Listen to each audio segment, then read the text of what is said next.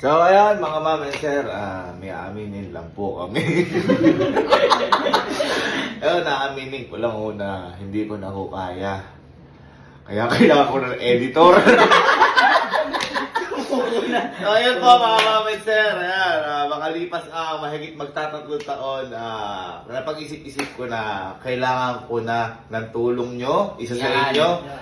At naghahanap po kami ngayon ng editor. Yeah! Pero siyempre ito, hindi lang po ito basta editor. Kasi alam niyo naman po lahat na araw-araw po kami nagbablog. So ibig sabihin nun, araw-araw kailangan niyo na mag-edit. Ganun po yung ibig sabihin nun. So hindi ito maliit na responsibilidad. Napalaki pong responsibilidad na ito. Kasi ako po, sabi ko nga sa inyo, halos magtatatlong taon ko na po ginagawa ito. Pero posible.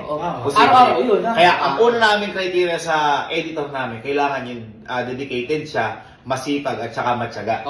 Kung masipag matyaga na ako, dapat mas masipag matyaga pa siya sa akin. Kasi syempre ako, mas marami akong ginagawa. Dahil magbablog pa ako, tapos edit ko pa, magbablog pa ulit, nag-uurong pa ako. Wow! Hindi na yun. So yun, kitika side yun. Kailangan syempre mas matyaga sa akin. Tapos, next natin na criteria, syempre, dapat magaling makisama. Yan. Kasi yung kukunin po naming editor, stay in po sa amin, makakasama po natin. Parang pamilya na natin yun. Hindi lang pamilya, barkada pa. Tapos, ang susunod po na criteria natin, syempre, kailangan magaling din kayo humawak ng equipments.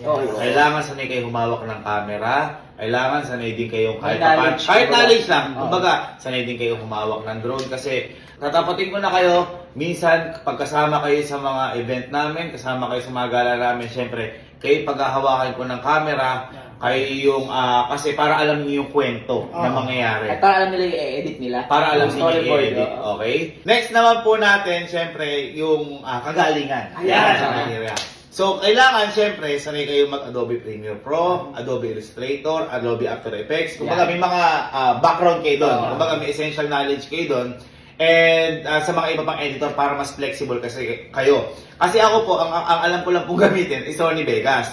So, ako po, hindi po ako magaling. Kumbaga, nire-research ko lang. So, kailangan yung makuha ko editor, syempre, yun yung forte nyo. Syempre, mas hamak galing nyo sa akin. Kumbaga, sobrang galing nyo. So, yun nga, naghahanap na rin ako ng editor. Syempre, yung best na yung hahanapin ko para mabigay ko din yung sa mga manonood namin yung best na outcome na gagawin ng editor. Okay? So, ayun. Next naman natin kung paano natin sila mapipili. Okay? Kung paano, ganito po yung gagawin nyo. Hahanap po kayo sa YouTube account ko. Ito po yung YouTube account ko, yung Sir Gavin. Ayan po. Hahanap po kayo dyan ng video, kahit ano pong video dyan, na i-edit nyo. Isa lang, okay? So, bahala kayo kung paano kayo, parang audition to. Parang audition. Bahala kayo kung ano yung gusto nyo kunin video, pero isa lang. Tapos, i-upload nyo po yun sa YouTube nyo. Pagka-upload nyo sa YouTube nyo, kukunin nyo po yung link, isa-send nyo po sa Gmail ko. Ito po yung Gmail ko, ayan.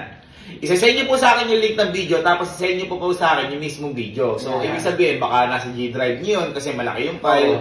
So, ganun po. Yung link ng video at saka yung mismong video sa inyo. Siyempre, ilagay niyo na rin po sa text kung taga saan kayo, ano pangalan nyo, contact number nyo, Facebook nyo. At saka siyempre, kung ano yung ginagawa nyo dati bago pa kayo maging editor. Pwede sila mag-send ng portfolio nila. Pwede na mag-send kayo ng portfolio nyo para mas maganda. At saka, siyempre, kung bakit gusto niya rin maging editor namin. Ayan. At ang pinaka magandang andito, ilalagay niyo dyan, eto, ilagay niyo na rin kung ano yung expected salary niyo o sweldo niyo sa kada buwan. Para, halimbawa, okay sa akin, okay sa inyo, magtutugma na kagad tayo, alam ko na kagad. Okay? So, ano na lang to, bonus na lang yung mga magte-trending na video sa YouTube. Ibig sabihin kasi, ang ganda ng ginawa niya, napansin kayo, bonus na lang po yun. Pero hindi naman ibig sabihin na kapag hindi nag-trending yung video niyo sa may YouTube, wala. Kumbaga, baka hindi lang napansin. Okay? Pero lahat po yan, i-check po namin. One by one yan. Opo. Bibigyan ko lang po kayo ng 1 week. One week. Para mamili po ako ng editor. So, after 1 week, go-close ko na po yung message sa may Gmail. Hanggang doon na lang po. Tapos, mamimili na po ako sa 1 week. So, ibig sabihin, kung ipopost natin to bukas, November 5, 6, 7, 8, 9, 10, 11, 12. November 12 po ang katapusan ng audition.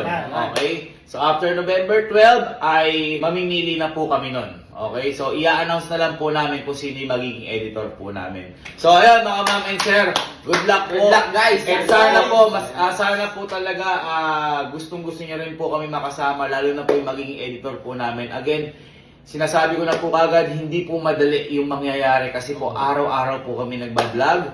And ang mapapangako ko lang, aalagaan kita. Kailan po, thank you mga ma'am and sir. Good luck po sa inyong lahat. Mabuhay po tayo uli. Thank you ma'am and sir. God bless po. Let's go! Woo!